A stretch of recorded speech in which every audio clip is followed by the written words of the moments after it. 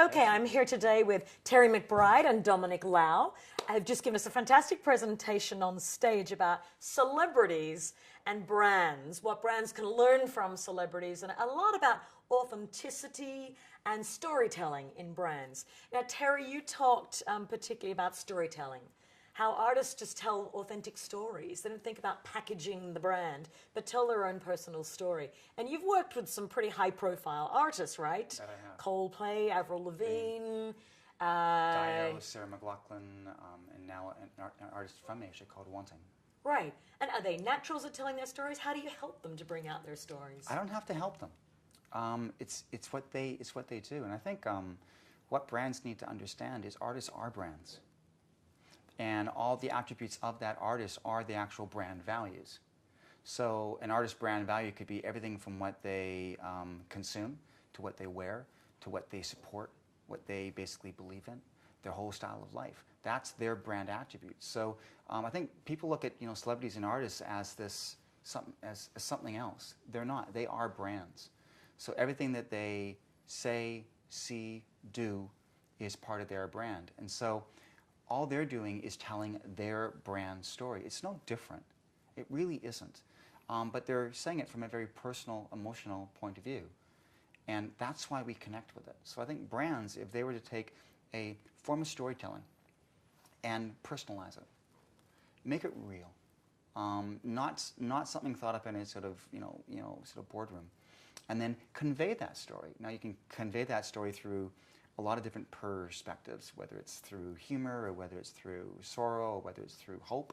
There's or just more general things about about helping people. I mean, whatever that is the story. But the key is to keep it authentic. That is so key, because we intuitively know if something's not right, but we really resonate with something that just guts us. It gets us right away. And I want to pick up on that authenticity. Dominic, you talked about being very authentic and how brands need to create a really natural, personalities need to create really natural, authentic flavor. What do they stand for? What's important to them? And how can they get that out on their social media channels and interact with people based on that? You're a personality in Asia, so therefore anything you say is very exposed to people, and your views are very exposed. Tell me how you create an authentic brand for yourself. Well, I think myself and a lot of other people included, the idea is being able to connect directly to your followers, directly to the people that are interested in you. And as Terry said, when he's talking about his artists, such as your Coldplays and Avril Lavigne's, he's not telling them what to write. The idea is that you have to be organic. That's what the fans want. That's what the people who follow you and admire you want to hear. I'll give you an example. You'll never read about or see a poster of someone, say, like Kim Kardashian, tell you that she supports a certain NFL team. However, when it comes to the Super Bowl final, you'll see her tweeting the heck out of, come on, you guys, or whatever team she supports. You'll see that going on. It's very organic. And that's something that you don't see on a billboard. Can brands who partner with a celebrity, for example, learn to be more authentic from their partnership with a celebrity? Because we see a lot of brands that come to us and say, we want to sponsor this celebrity or align our brand somehow with the spokesperson, and it's not always a very happy partnership. Things go wrong. And then those are the ones that you shouldn't do. You should understand who you're about to align with. Do they use the product? Are they happy with the product?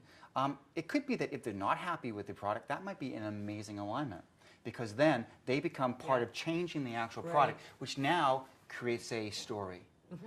We talked to, I don't know, Bono, about the iPod, and he says, why are they always white? I want a black one that has red buttons. It's I think you're wrong. I think I'm like right. And the interesting thing is that they actually shifted to a black iPod, which would never have been done. Right. And it became one of the most popular things. You two aside. But the whole thing is that, understand the opportunity in it. And so your alignment with the artist should be because there's a story.